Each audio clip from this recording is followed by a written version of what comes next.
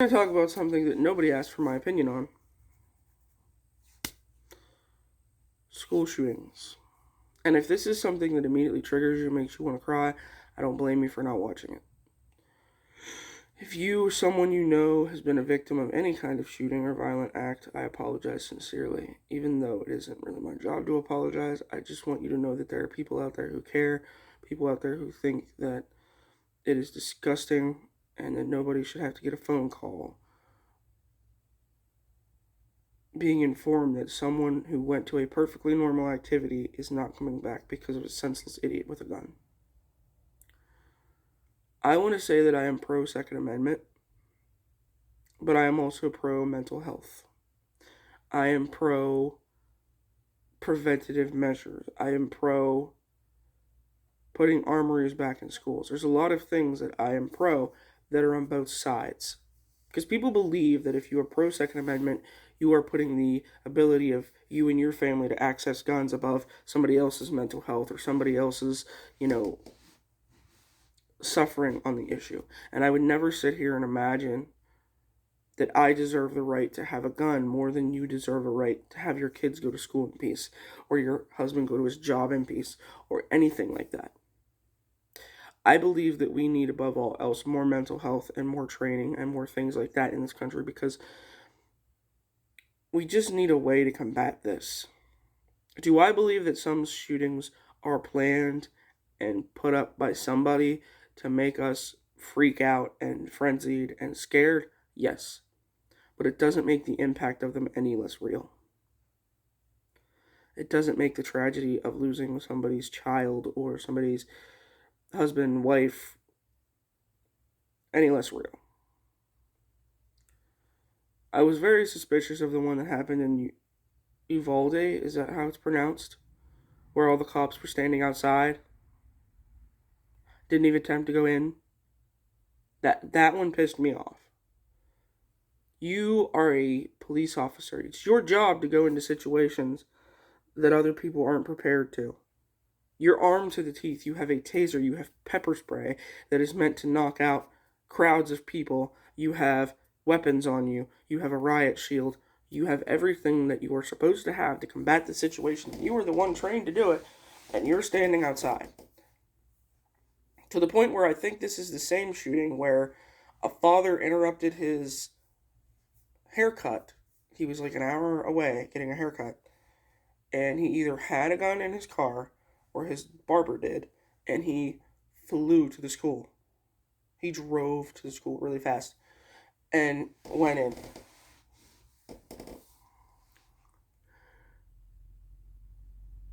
I also want to speak to the person who may be having these ideations, these urges to go do something like this. Don't do it. Go get therapy. Go talk to a doctor. Go talk to a psychologist. Talk to your mom. Talk to your sister. Talk to your friends. Tell them. Say, hey, what do I do? They're going to tell you to go to therapy. And I know that's scary for some people because they're afraid they're going to get locked up.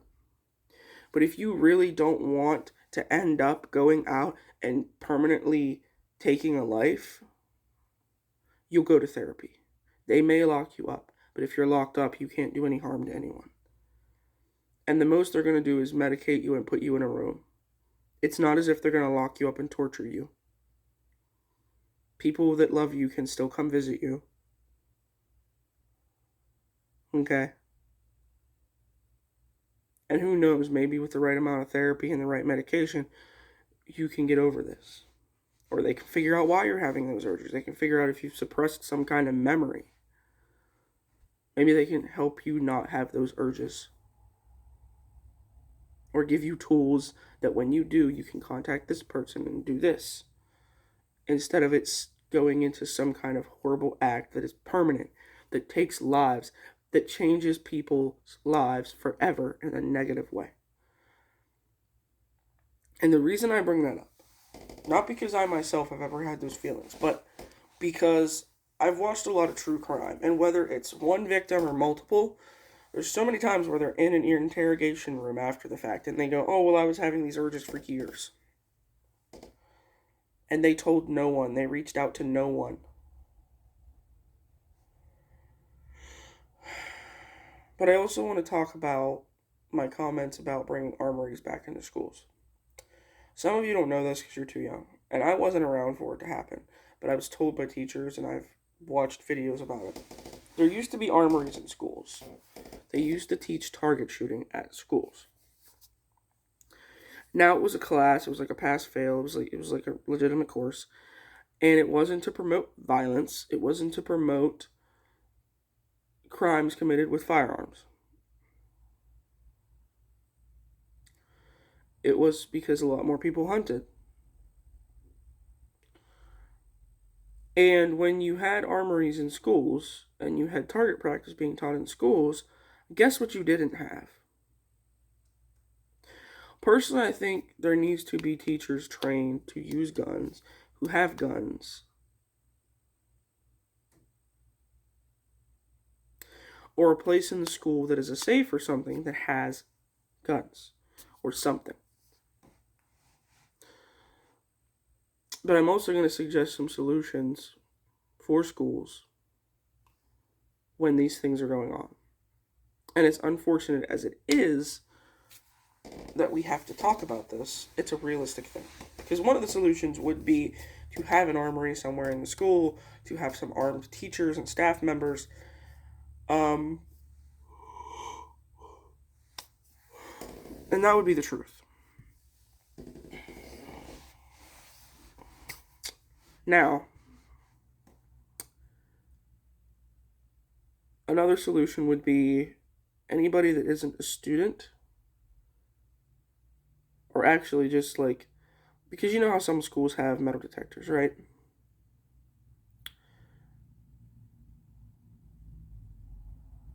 You would use the metal detector on the students that come in, on the teachers that come in, faculty members. But after the school day has started, if somebody wishes to enter the school, they have to empty all their pockets, they have to be searched. Then they can pick up their son or daughter. Then they can do this, then they can do that.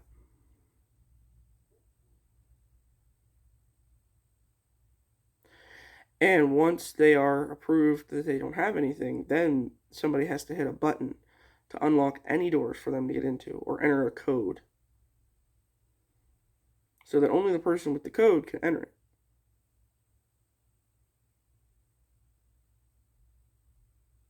So that people who are wanting to do these things don't get into schools. But I have solutions such as putting bunkers underneath schools. Now, I know a lot of schools are already there and it's impossible to do bunkers or a tunnel system. And the reason I say bunkers under the classrooms and then a tunnel system is imagine there's a pew-pew person going on in the hallway and all a teacher has to do is open the thing in the floor, get her kids to go in it, close it behind her, and there's a little room they can go into, and then they can go out a tunnel to safety.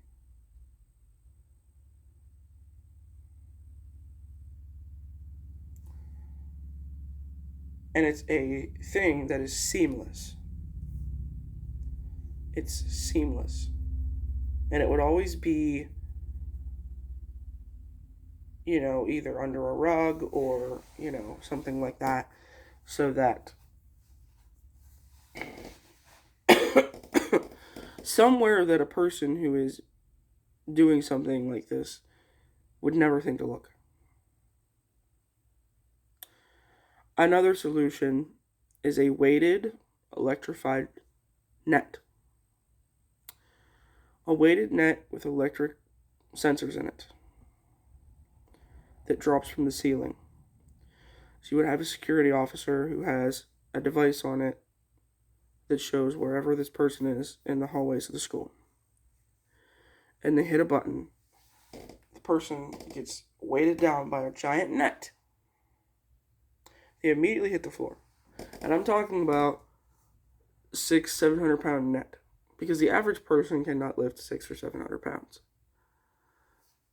And even if they can, it starts to electrify them immediately. Immediately starts shocking the shit out of them until they start holding still. Anytime they try and move to grab the gun again or try and get out from under it, it starts shocking the shit out of them. And I know that some people wouldn't be deterred by that because they don't have such a strong response to being electrocuted. But it would give police, security, somebody time to get there before they can completely crawl out from under it, or it would deter them. It would. And eventually, if you get hit by enough electricity, it will exhaust you because it will make all your muscles tense up. It'll make everything get jolted over and over again because it goes through your entire body, right? So you're eventually going to get exhausted by that no matter who you are. This way, you wouldn't have the person with the pew-pew seeing somebody coming and being able to go to themselves. Because I also think it's quite weird that they never catch them while they're doing it. They always find them. Oh, he was found in this part of the school and had taken his life. He was found in this part of the hotel. He's taken his life. How are they all dead? The majority of them commit suicide before they are found or caught. That's another thing. If you are having these ideations, go get help above everything else. But if your ultimate goal is to go into a place, a business, a building, a school, and hurt people, and then hit your own self and take your own self out, just take your own self out. I hate to say that. I really hate to do that. But there's no need for you to take out innocent children, innocent teenagers, innocent men, women who did nothing to you. And if the reason you want to attack your school is because somebody at that school is doing horrible things to you, go to therapy and go to the fucking police, okay? I assure you, if there is a teacher, a colleague doing something to you, you're not the only person they're doing it to, and there's evidence somewhere.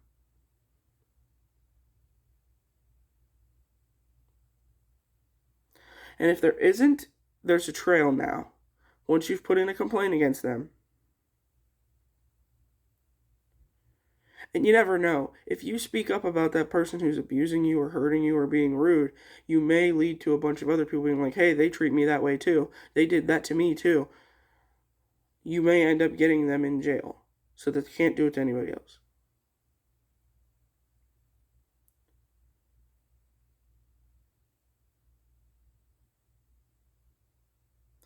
I'm all over the place because I'm not quite awake yet. And I'm sick and I'm kind of tired. But I'm trying to cover all the points that I wanted to cover. And I don't know what compelled me to make videos about. I know what it was. It was a post by one of my friends on TikTok saying that these people deserve a future. What sucks is there's a lot of these being committed by people who are also really young, 17, 18. And they too, if they wouldn't have had whatever caused them to do this, they had their whole lives ahead of them too. It's sad on both accounts. It's very much more sad for the people who are killed and maimed and their lives are changed forever in such a negative way, and they are more of a victim and the main victim, not the person doing the shooting. But the fact that this person got to a point where that was their option is sad also. But I've also heard families come out and say, oh, my kid acted normal up until they did this, this, and this. And they went here and were hanging out with these people. And the one, blatantly, his family was blatantly saying, basically, that until he started being influenced by certain organizations, like, he didn't know about guns, he didn't interact with guns, he didn't think about them, he didn't have any history with them, and all of a sudden he started going to these meetings or groups or whatever, and all of a sudden one family basically implied that it was like government based or something. And I do think that, and this is my conspiracy theory coming out, I do think that some of these are staged by our government to make us give up our guns. But I also understand we have a mental health crisis in this country like you would not believe. So I'm not one of these people that's going to sit here and blame it all on the government or blame it all on mental health. There is a combination of things causing this to be so frequent, and it needs dealt with. However it happens, it needs dealt with. And these are just my thoughts on it. And I usually don't post videos that are serious.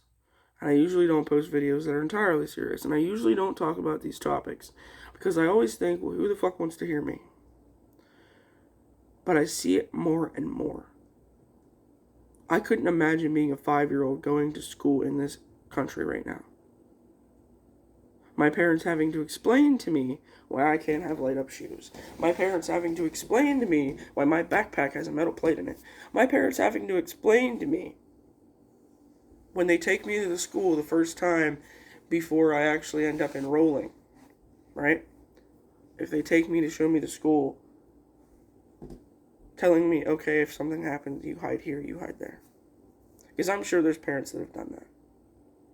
I don't have kids and I don't want any because this country is awful towards kids right now. There are people, aside from shootings, there are children who are victimized repeatedly by people. And that person doesn't go to jail. They get a slap on the wrist and put on a registry and they're back out on the street. And that child gets to deal with that trauma for the rest of their fucking life. But also has to look over their shoulder because, oh look, that person isn't in jail where they fucking belong. There are things that kids go through now that when I was in school it was not even a thing. Being bullied on every single app that you go on your phone. I couldn't imagine. Yes, we had cell phones when I was in school, but they were flip phones, or like the very first iPhone, which I did not have. I was not privileged. And they didn't have the amount of apps that you have today, and the apps were not as sophisticated and advanced as they had them today.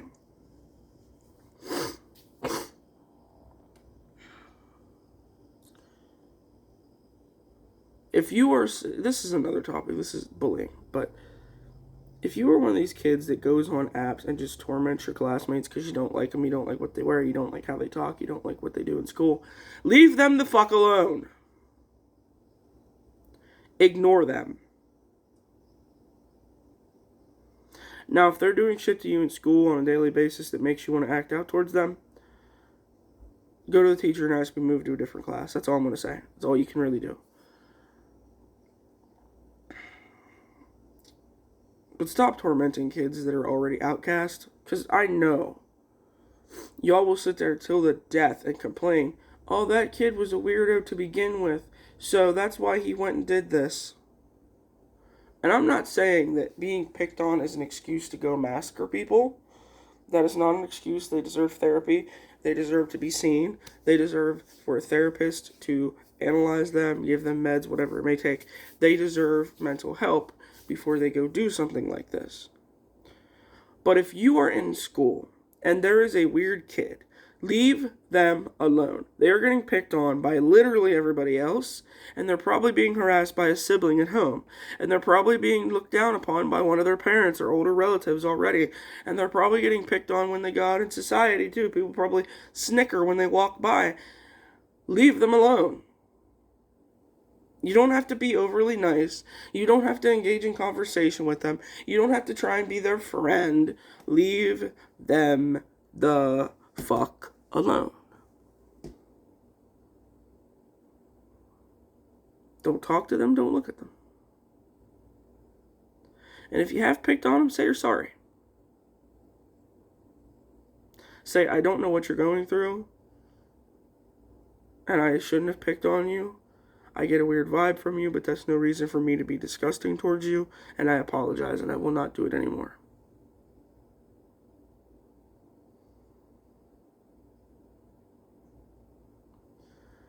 You can admit, hey, this person gives me a weird vibe. If they give you a weird vibe, stay the fuck away from them. Why are you engaging in conversation with them, even if it is defamatory? Leave them alone. Maybe they act weird because they don't know how to socialize because everyone they try to socialize with picks on them. And again, not an excuse to do a violent act. I have to keep reiterating this because somebody's going to come in my comments and be like, well, you think it's okay for them to do that because of that? No. Never said it. Never will. Thank you for watching.